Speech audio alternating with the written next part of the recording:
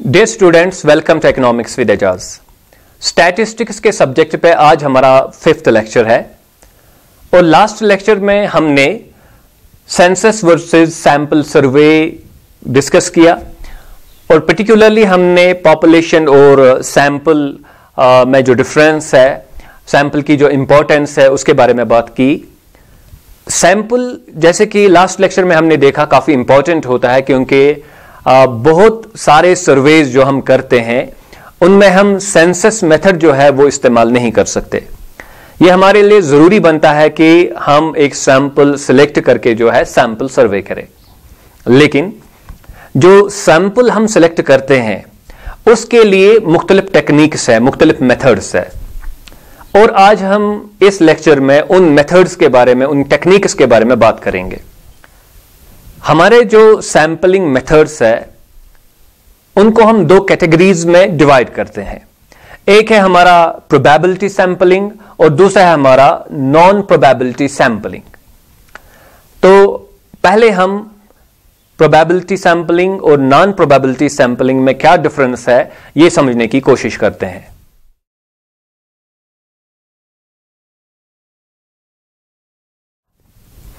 तो ये हमारा प्रोबेबिलिटी सैंपलिंग है, ये हमारा नॉन प्रोबेबिलिटी सैंपलिंग है। इससे पहले कि मैं ये सब चीजें इनके बारे में डिस्कस करूं, मैं एक सिंपल एग्जांपल देता हूं प्रोबेबिलिटी सैंपलिंग की और नॉन प्रोबेबिलिटी सैंपलिंग की।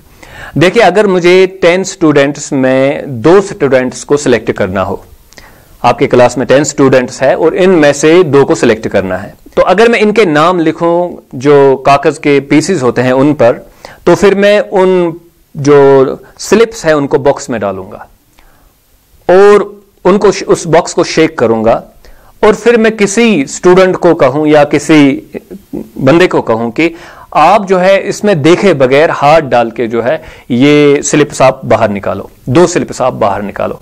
तो 2 स्लिप्स वो बाहर निकालेगा और वो मान लीजिए मुझे देगा, तो मैं 2 नाम जो है पढ़ूंगा और वो 2 बंदे जो है, वो 2 स्टूडेंट्स जो है वो सिलेक्ट हो गए। तो ये एक तरीका है जो है सिलेक्ट करने का। तो इसमें क्या होता है कि आप खुद तय नहीं करते कि कौन सिलेक्ट हो जाएगा, बल्कि ये एक ऐसा प्रोसेस है जहां पे कोई भी सिलेक्ट हो सकता है, बल्कि हर किसी को इक्वल चांस होता है।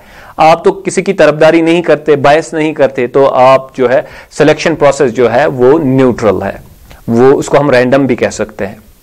तो ये चांस पे डिपेंड है कि कौन जो है किसकी सिलेक्शन होगी, ये आप डिटरमाइन नहीं करेंगे। तो ये एक तरीका है, इसको हम प्रोबेबिलिटी सैंपलिंग कह सकते हैं। दूसरा तरीका आप लीजिए, मुझे यही दो स्टूडेंट चाहिए और टोटल क्लास में मान लीजिए 10 स्टूडेंट्स है।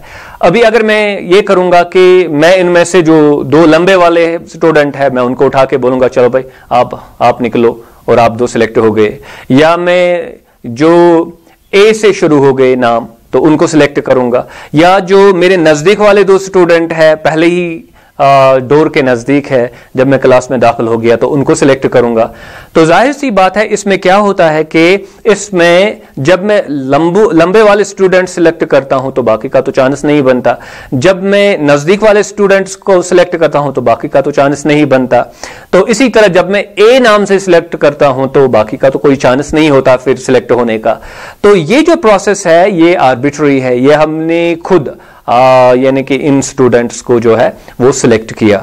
तो पहला प्रोसेस जो है उसमें आप तय नहीं करते कि कौन सा स्टूडेंट जो है वो सिलेक्ट होगा, लेकिन दूसरा प्रोसेस ऐसा है कि वहां पे बस उन्हीं को चांस है जिनको आपने सिलेक्ट किया, बाकी वालों को तो कोई चांस है ही नहीं। तो इसको कहते हैं, पहले वाले को प्रोबेबिलिटी सैंपलिंग कहते हैं और दूसरे को हम नॉन प्रोबेबिलिटी सैंपलिंग कहते हैं। यानी कि पहले में सबका चांस बनता है, दूसरे में सबका चांस नहीं बनता।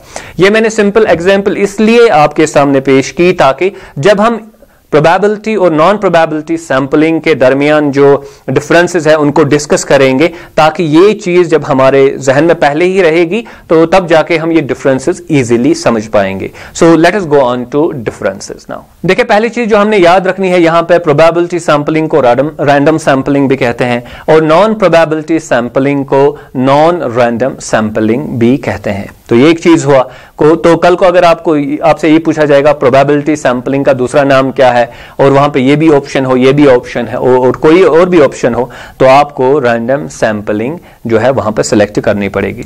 तो ये एक हुआ।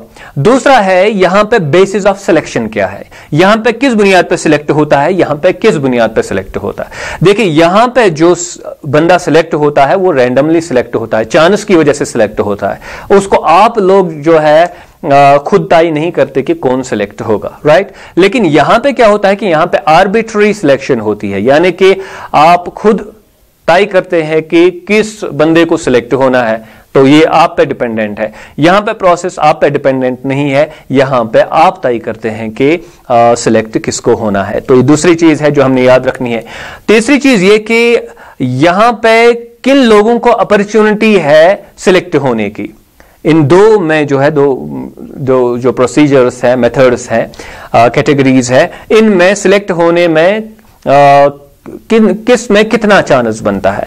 तो यहां पे अगर आप देखेंगे यहां पे पहले ही चांस है, जैसे कि मैंने 10 बच्चों का मैंने कहा कि 2 बच्चे आपको सिलेक्ट करने हैं, या फॉर एग्जांपल आपको 1 बच्चा सिलेक्ट करना है, तो हर किसी को जो है फिर 10% चांस है सिलेक्ट होने का।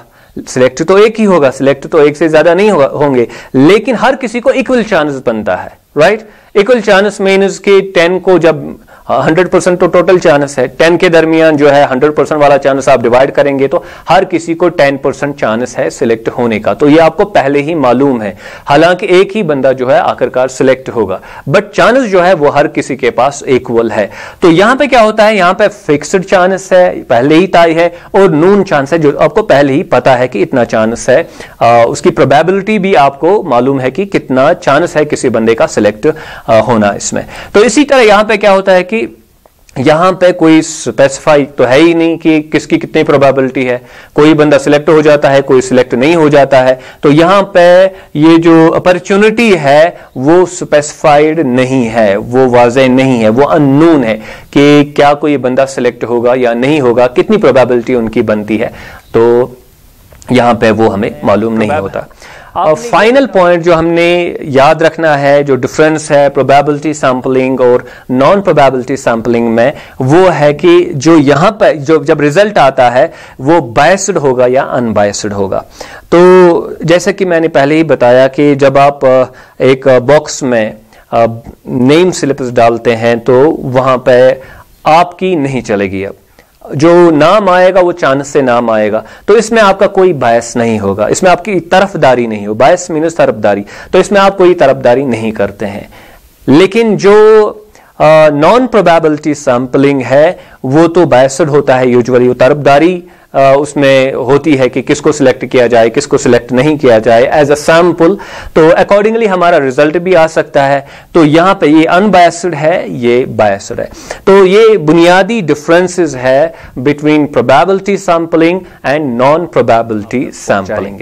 अगर ये वीडियोस जो है आपको फायदा देते हैं इकोनॉमिक्स और स्टैटिस्टिक्स समझने में, so do subscribe to my YouTube channel economics with Ejaz. Thank you very much.